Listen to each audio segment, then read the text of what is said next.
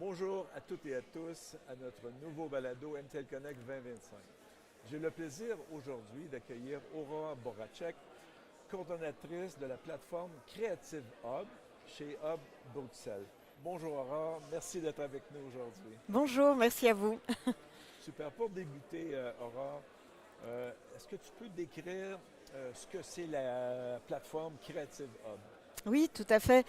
Donc Creative Hub, c'est une plateforme, un réseau d'institutions publiques et privées qui coordonnent un écosystème de soutien aux industries culturelles et créatives. Voilà, donc c'est assez abstrait la manière peut-être dont je l'ai exprimé, mais en gros, on fait en sorte que l'écosystème, voilà, à Bruxelles, qui soutient toutes les industries culturelles et créatives, donc c'est très très vaste comme type de secteur, eh bien on essaye vraiment de rassembler tous ces gens pour réseauter ensemble, réfléchir sur les questions problématiques du terrain, voir comment on peut trouver des solutions, faire remonter donc au gouvernement, et voilà, et c'est vraiment travailler ensemble à améliorer tout l'écosystème donc de soutien aux culturels, aux créatifs à Bruxelles. Super. Donc, vous, si je comprends bien, vous soutenez l'écosystème culturel et créatif, mais quels secteurs sont inclus dans ce soutien? Oui, et donc nous, on a une acceptation des industries culturelles et créatives très très large. Donc ça comprend à la fois l'audiovisuel avec au sens très large du terme, donc cinéma, télévision, mais également jeux vidéo, création numérique évidemment, voilà le balado, etc.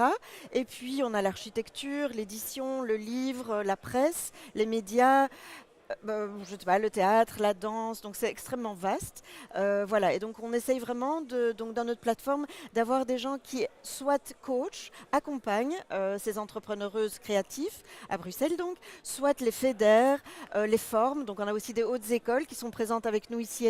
On a une délégation à MTL Connect. Voilà, et aussi des structures qui les financent. Je Voilà. vois. Donc, cette plateforme, selon toi, donc évidemment, ça inclut plusieurs secteurs culturels et créatifs, mais quel impact l'IA, le VR, le XR, que tu observes, quelle est l'influence et l'impact de ces technologies sur les œuvres culturelles et créatives? Alors, nous, juste pour situer, on travaille, donc je travaille au sein de Hub Brussels, vous l'avez dit, et Hub Brussels, c'est l'agence bruxelloise, je ne vais pas entrer dans trop de détails administratifs et de la complexité belge, mais de l'accompagnement de l'entrepreneureuse à Bruxelles. Et donc, nous, on a une vision plutôt, on travaille plutôt sur l'entrepreneuriat que sur les contenus culturels créatifs. Et donc, un exemple de ce qu'on fait, on travaille avec les différentes fédérations, par exemple du livre ou de l'audiovisuel, sur des chartes éthiques. Donc, on aura plutôt ce travail-là, sur des chartes éthiques dans l'IA, pour essayer de protéger. Donc, on sera plutôt de ce côté-là, la protection. Maintenant, j'ai des collègues comme Émilie Thierry, qui est présente ici aussi avec une délégation d'entreprise, qui travaille avec les créatifs pour voir comment on peut les soutenir dans tous ces bouleversements qui ont lieu actuellement et qui puissent s'y retrouver. Voilà. Je ne sais pas si ça répond tout à fait à votre Non, question, mais c'est bien. Mais évidemment, je me demande, est-ce que Hub Bruxelles offre un soutien, parce qu'on sait tous que les artistes sont souvent dans une précarité économique. oui. Est-ce que Hub Bruxelles Creative Hub offre une aide justement pour aussi accompagner pour les artistes, excusez-moi, les artistes dans cette transition numérique? Alors oui, donc pour revenir sur Hub Brussels, euh, nous, on travaille plutôt avec des gens qui ont un profil entrepreneurial, OK, mais d'accord. au sein de la plateforme que je coordonne, donc parfois quand on a des, voilà, typiquement, on a des créatifs qui arrivent chez nous avec des demandes, soit s'ils ont un profil entrepreneurial, c'est Hub Brussels qui va prendre en charge et essayer de les aiguiller. On a des experts chez nous en transition numérique qui peuvent vraiment essayer de les aiguiller pour trouver des solutions, qu'elles soient techniques ou parfois en propriété intellectuelle. Et puis, on a tout un réseau de partenaires, et donc ça passe plus par moi, qui, eux, accompagnent plus des artistes. Et là, on a des structures, en effet, à Bruxelles, qui sont liées donc à Hub Brussels, des structures qui peuvent vraiment accompagner dans cette transition. Et donc, pour dire aussi, Hub Brussels, je l'ai dit, c'est l'entrepreneuriat. tout secteur confondu. Et simplement, on s'occupe particulièrement de la créativité parce que c'est une des filières sectorielles importantes à Bruxelles. Un emploi sur 10 à Bruxelles est dans le secteur culturel et créatif. Donc c'est vraiment énorme. C'est énorme. C'est pour ça qu'on a ce focus particulier. Voilà. Donc, si je comprends aussi, tu t'occupes des partenariats avec la plateforme Creative Hub, Oui. c'est ça?